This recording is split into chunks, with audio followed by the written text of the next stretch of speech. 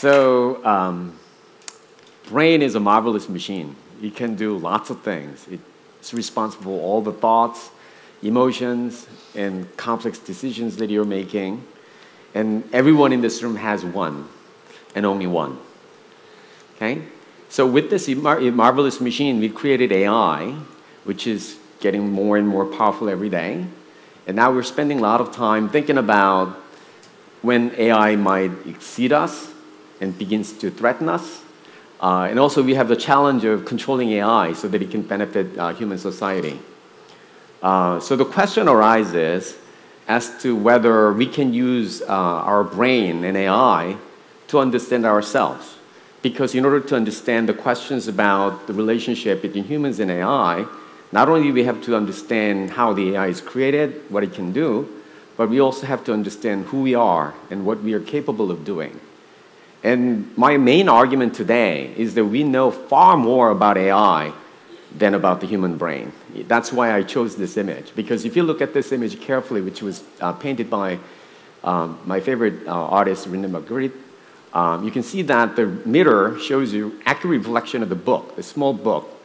But it's not what you would expect to see for the image of the person standing in front of the mirror. And symbolically and figuratively, I'd like to argue that AI is like that small book, and we still don't know exactly who we are, even if you use the most powerful scientific engine that we have developed in our history. And to illustrate that, I'd like to point out several interesting features of our human brain, what the brains do well, which might be somewhat counterintuitive. This might be different from what you always assume what the brains really do. As a first illustration, I want you to focus on the red dot at the center of this image and try not to move your eyes. Try to fixate that red dot and notice the fact that while you're doing that, probably all of you can see 3 other colored dots in your peripheral vision, yellow, green, and white dot. Okay? But you'll notice that those dots will disappear from your vision once the moon begins to rotate. And please raise your hand so that I have a sense as to whether this is working or not when the dots begin to disappear. Thank you. So this is a very famous illusion in psychology called emotion-induced blindness.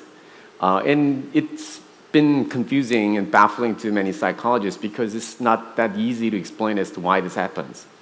But at a higher level, this is quite expected because this happens because our brain is a predictive machine. A lot of us think that the brain gives us a very accurate and reliable representation of the outside world, like the library where you can save information for countless books and you can retrieve the information you want from a particular page, or theater where you can see the movements of all the actors accurately. But that's not what the brain is good at. What brain is trying to do is always try to predict what's going to happen. It's tuned and constantly looking for things that are unpredictable, that you did not predict, and then try to minimize the errors or discrepancy between what you predicted and what you observe in the outside world. And the reason why these dots disappear after a few seconds is because those dots are completely predictable. And therefore, brain loses interest quickly, and therefore it begins to erase it from your mental activity. This kind of explanation can deal with lots of other complex phenomena in the brain. For example, if you present any sensory stimulus, such as a flash or sound, and then maintain it for a while and then turn it off, the neurons in the brain do not follow that pattern precisely. Instead, what they tend to do is that they show vigorous response, huge response at the onset of the sensory stimulus, and then quickly reduces their activity. And then when the stimulus is removed, it briefly suppresses the activity. The reason why they do that, one explanation for that, is because these neurons are constantly looking for surprising, unpredictable events. So when the stimulus is turned on unpredictably, neurons respond vigorously.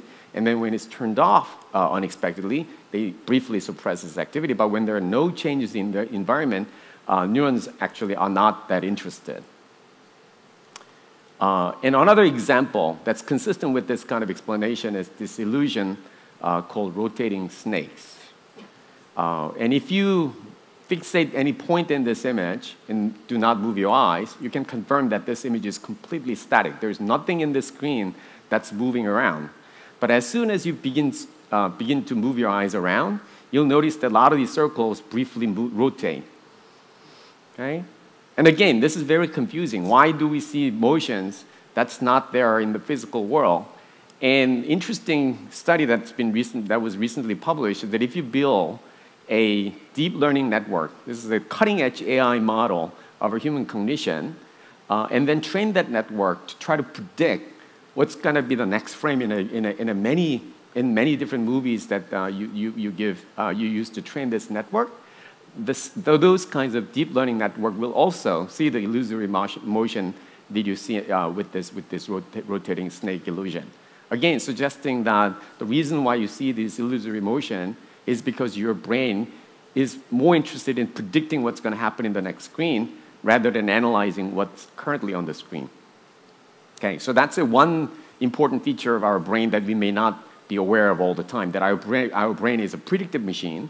So we might be able to predict how the difference between AI and humans will change, but it might be harder for us to understand exactly what human brains are and what the difference between AI and human brain is. Second important feature of the human brain and mind that I'd like to point out is that we are very efficient in categorizing things. So when I show you an image like this, everyone in this room can immediately recognize they're all apples, and there are green apples and red apples. And of course, there are many other features in this image that you instantaneously ignore, such as subtle changes in the colors and subtle changes in the size of the apples. But we can effortlessly classify and categorize different objects that we see. And this is very hard for AI to do. Okay? And in fact, many AI algorithms sort of kind of show off their performance by showing that they can categorize different images into cats and dogs and so on. But humans are really, really good at this.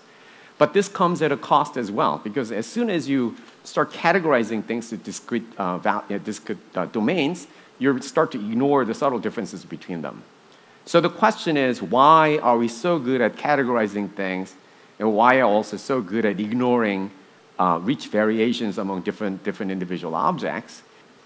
So the reason why we're so good at ignoring different features is because the brain evolved not to accurately represent the outside world, but to choose the most beneficial action for us. And that requires different kind of functions, properties. So for example, imagine that you're both tired and hungry. Okay? So you need to sleep and eat almost at the same time. And imagine that you are like indecisive, and you're trying to switch between these two activities constantly. You're going back and forth between the bed and the kitchen. We will not accomplish either of these objectives.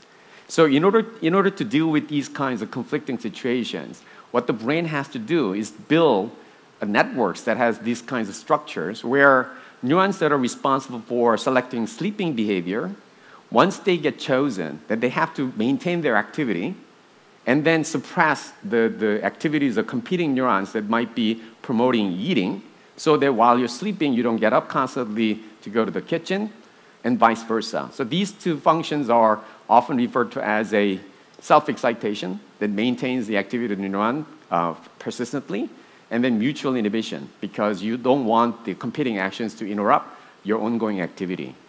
And this type of action selection might be the reason why even when we're trying to evaluate different objects we see in the sensory world, we tend to categorize things right away. So third feature of our mind and brain is the fact that we're extremely social. And therefore, our brain is also extremely social. And the reason is because social activity is more important than individual decision-making in everyday life, in almost every moment, in our lives. And also, this requires very complicated computations.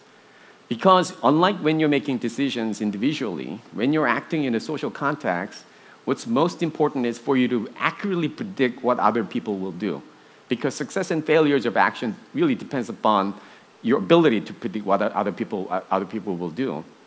But this gets complicated very quickly, because both you and I have similar hardwares, our brains, and have similar objectives.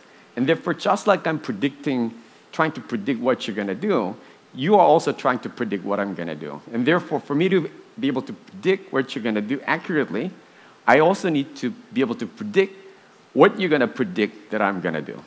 And this can go on many, many times and creates a very complicated loop. And therefore, it creates lots of rooms for errors. And a lot of mental disabilities that we have actually correspond to the failures in this type of mental simulations and imagining what other people might be thinking and so on. So that's the cost of having an extremely successful social brain that deals with these complicated social situations. One last feature that I'd like to point out is that our brains are analog computers. And this is important to keep in mind because in order to understand the best strategies that we have to adopt when we're dealing with the AI, rapidly developing AI technology, is that we like to understand the difference between human brains and digital computers. And often tend to think that a lot of the features that digital computers have might be applicable to human brains. But at the fundamental level, the human brain is analog computers that process analog signals rather than processing bits and zeros and ones in a binary number scheme. And one good example is that there are elements in both the human brain and supercomputers that work like switch, which has a huge effect on the ongoing activities of the system by small changes in input. In the computer, it's called transistor that does the work of the switching. In the human brain, there are elements called synapses, which is where two different neurons meet and then begin to, and where the information exchange occurs. And when you magnify these structures, transistor and synapses, you can see that physically the transistor has a much simpler structure. Synapse is much more complicated, and they can process analog information in a much more complicated way than a computer transistor. So, and this also can explain some additional similarities between human brains and analog computers, because just like human brain, analog computers can perform different functions depending upon the connections that you make between different parts. And similarly, in the human brain, the brain is programmed, it's not by entering some computer codes, but instead altering the connections between different neurons. So that's another similarity that makes a lot of sense when you begin to realize that the human brain is more like an analog computer than a digital computer. So understanding these differences and also similarities between human brains and computers and AI and robots can actually help us solve some difficult ethical challenges that we face ahead. For example, when you watch sci-fi movie where robots act very much like humans, it's very difficult to withhold some empathy with these robots and also allow these robots to have some rights, which I think is very dangerous, and I think it could follow from some of the tendencies that our brain has, as I already explained. And personally, I think that the reason why we feel empathy to the robots that look like us and behave like us is not that different from the emotional response that we might show when somebody, for example, tries to destroy some physical objects we value. For example, if you're a musical fan and if you're attached to objects like piano, and when somebody smashes them, it's actually very painful to watch them, even though that piano has no mental activity, has no emotion, and so on. And I think those are due to the similar properties of our human brain and human mind.